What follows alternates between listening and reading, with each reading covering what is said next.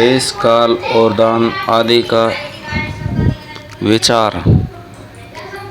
ऋषियों ने कहा, समस्त पदार्थों के ज्ञाताओं में श्रेष्ठ सूत जी, अब आप क्रम से देश काल आदि का वर्णन करें। सूत जी बोली, मैं ऋषियों देव यज्ञ आदि कर्मों में अपना शुद्ध ग्रह समान फल देने वाला होता है, अर्थात अपने घरों में किए हुए देव यज्ञ आदि शास्त्रों फल को समान मात्रा में देने वाले होते हैं। गौशाला का स्थान घर की अपेक्षा 10 गुना फल देता है। जलाशय का तट उससे भी 10 गुना फल महत्व रखता तथा जहाँ बेल, तुलसी एवं पीपल वृक्ष का मूल निकट हो, वह स्थान जलाशय के तट से भी 10 गुना फल देने वाला होता है। देवालय उससे भी 10 गुना महत्व स्थान जानना चाहिए। देवालय से भी 10 गुना महत्व रखता है। तीर्थभूमि तट उससे भी 10 गुना श्रेष्ठ है। नदी का किनारा उससे भी 10 गुना उत्कृष्ट है। तीर्थ नदी तट और उससे भी 10 गुना महत्व रखता है। सप्तगंगा नामक नदियों तीर्थ गंगा, गोदावरी, कावेरी, ताम्रपर्णी, सिंधु, सरयू और नर्मदा, इन 7 नदियों को सप्तगंगा कहा गया है। समुद्र के तट स्थान इससे भी 10 गुना पवित्र माना गया है और पर्वत के शिखर का प्रदेश समुद्र तट से भी 10 गुना पावन है। सबसे अधिक महत्व का वह स्थान जानना चाहिए जहाँ मन लग जाए। यहाँ तक देश का वर्णन हुआ है। अब काल का तारतम्य बताया जाता है। सतयुग में यज्ञदान आदि कर्म पुण्य फल का देने वाला होता है, ऐसा जानना चाहिए। त्रेता युग में उसका 3/4 फल मिलता है। द्वापर में सदा आधे ही फल की प्राप्ति कही गई है। कलयुग में 1/4 फल की प्राप्ति समझनी चाहिए और आधा कलयुग बीतने पर उस 1/4 फल में से भी 1/4 कम हो जाता है। शुद्ध अंतकरण वाले पुरुषों को शुद्ध एवं पवित्र दिन सम फल देने वाला होता है। विद्वान ब्राह्मणों, सूर्य संक्रांति के दिन किया हुआ सत्कर्म पूर्वार्ध शुद्ध दिन की अपेक्षा 10 गुना फल देने वाला होता है, जानना चाहिए। उससे भी 10 गुना महत्व उसका कर्म का जो विषुव नामक योग में किया जाता है। दक्षिणायन आरंभ होने के दिन अर्थात कर्क की संक्रांति में किया हुआ पुण्य कर्म का महत्व विश्व से भी 10 गुना माना गया है। उससे भी 10 गुना मकर संक्रांति और उसमें भी 10 गुना चंद्रायण में किया हुआ पुण्य का महत्व है। सूर्य ग्रहण का समय सबसे उत्तम हो, उसमें किए गए पुण्य कर्म का फल चंद्र ग्रहण से भी अधिक है, पूर्व मात्रा में होता है। इस बातों को विज्ञ पुरुष जानते हैं। जगत रूपी सूर्य का राहु रूपी विषय से योग होता है, इसलिए सूर्य ग्रहण का समय रोग प्रदान करने वाला होता है। अतः उस विषय की शांति के लिए उस स्थान समय स्नान, दान और जप करें। वह काल विषय की शांति के लिए उपयोगी होने के कारण पुण्यप्रद माना गया है। जन्म, नक्षत्र, दिन तथा व्रत की पूर्ति के दिन समय सूर्य ग्रहण समान ही समझना जाता है, परंतु महापुरुषों के संग का काल करोड़ों सूर्य ग्रहण के समान पावन है, ऐसा ज्ञानी पुरुष मानते हैं। तपोनिष्ठ योगी और ज्ञाननिष्ठ यति वे पूजा के पात्र हैं, क्योंकि ये पाप के नाश में कारण होते हैं। जिसने 24 लाख गायत्री का जप कर लिया हो, यह ब्राह्मण भी पूजा का उत्तम पात्र है। वह संपूर्ण फलों और भोगों को देने में समर्थ है। जो तपने से त्राण करता अर्थात नरक में गिरने से बचता है, उसके लिए इसी गुण के कारण शास्त्रों में पात्र शब्द का उपयोग होता है। वह दाता का पातक से त्रास करने के कारण पात्र कहलाता है। गायत्री अपने गायक का पतन से त्राण करती है, इसलिए वह गायत्री कहलाती है। जैसे इन लोकों में जो धनहीन है वह दूसरों को धन नहीं देता, जो यहाँ धनवान है वही दूसरों को धन दे सकता है। उसी तरह जो स्वयं शुद्ध और पवित्र आत्मा है वही दूसरे मनुष्यों का त्राण या उद्धार कर सकता है।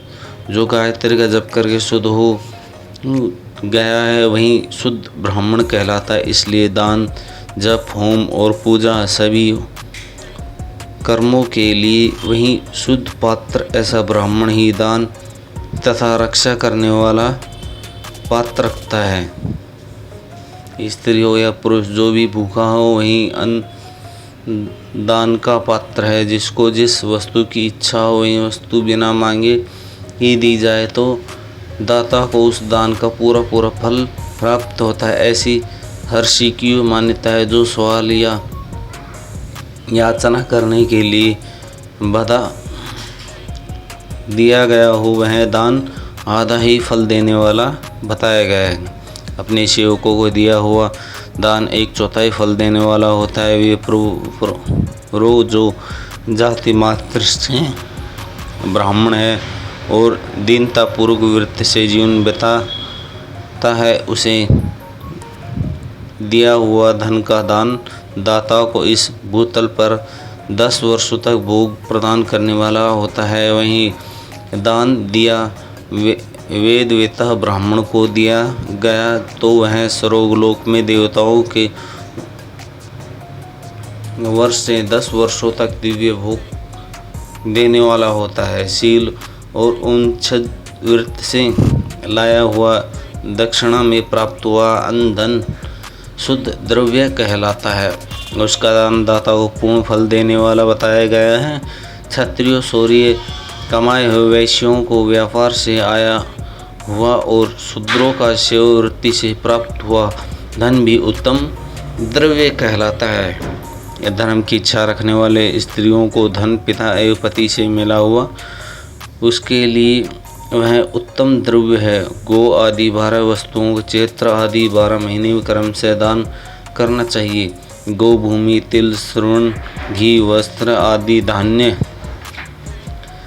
गुड़, चांदी, नमक, घोड़ा और कन्या ये 12 वस्तुएं हैं। इनमें गोदान से कायिक, वाचिक और मानसिक पापों का निवारण तथा कायिक आदि पुण्य कर्मों की पुष्टि होती है। ब्राह्मणों भूमि का दान इहलोक और परलोक में प्रतिष्ठा आश्रय की प्राप्ति करने वाला, तिल का दान बलवर्धक एवं मृत्यु का निवारण होता है। श्रवण दान जठराग्नि को बढ़ाने वाला तथा वीर्यदायक, घी का दान पुष्टि कारक होता है। वस्त्र का दान आयु की वृद्धि करने वाला होता है, ऐसा जानना चाहिए। धान्य दान अन्न धन की समृद्धि कारण होता है। गुड़ का दान मधुर भोजन की प्राप्ति करने वाला होता है। चांदी के दान से वीर्य वृद्धि होती है। लवण का दान षड्रस भोजन की प्राप्ति करता है। सब प्रकार का दान सारी समृद्धि सिद्धि के लिए होता है। वेग पुरुष कृष्ण मांडगे दान के पुष्टिदायक मानते हैं। कन्या का दान आजीवन भोग देने वाला कहा गया है। ब्राह्मणों वह लोक और परलोक में भी संपूर्ण भोग की प्राप्ति करने वाला है। विद्वान पुरुषों को चाहिए कि जिन वस्तु से श्रवण आदि इंद्रियों की तृप्ति होती है उनका सदा दान करें। श्रोता आदि 10 इंद्रियों जो शब्द आदि 10 विषय हैं उनका दान किया जाए तो वह भोग की प्राप्ति कराते हैं तथा दिशा आदि इंद्रिय देवता की संतुष्टि करते हैं। वेद और शास्त्रों गुरु मुख से ग्रहण करके गुरु के उपदेश से अथवा स्वयं ही बोध प्राप्त करने के पश्चात जो बुद्धि का यह निश्चय होता है कि कर्मों का फल अवश्य मिलता है, इसलिए इसको उच्चकोटि आस्तिकता कहते हैं। भाई बंधु अथवा राजा के भय से जो आस्तिकता बुद्धि या श्रद्धा होती है वह कनिष्ठ श्रेणी की आस्तिक सर्वथा दरिद्र, इसलिए जिसके पास सभी वस्तु का अभाव है वह वाणी अथवा कर्म शरीर द्वारा यजन करे। मंत्र स्तोत्र और जप आदि के वाणी द्वारा किया गया यजन समझना चाहिए तथा तीर्थ यात्रा और व्रत आदि का विद्वान पुरुष शारीरिक यजन मानते हैं। जिस किसी भी उपाय से थोड़ा हो या बहुत देवतार्पण बुद्धि जो कुछ भी किया अथवा किया जाए यह दान या सत्कर्म भोग की प्राप्ति करने वाला समर्थ होता है। तपस्या और दान ये दोनों कर्म मनुष्य को सदा करने चाहिए तथा ऐसे ग्रह का दान करना चाहिए जो अपने वर्ण चमक दमक या सफाई और गुण सुख सुविधा से सुशोभित हो। बुद्धिमान पुरुष देवताओं की तृप्ति के लिए जो कुछ देते हैं वह अतिशय मात्रा में और सब प्रकार के भोग प्रदान करने वाला होता है। उसे दान से विद्वान पुरुष यही लोक और परलोक में उत्तम सदा सुलभ होने वाले भोग ईश्वरीय तर्पण बुद्धि से यज्ञ दान आदि कर्म करके मनुष्य मोक्ष फल का भागी होता है।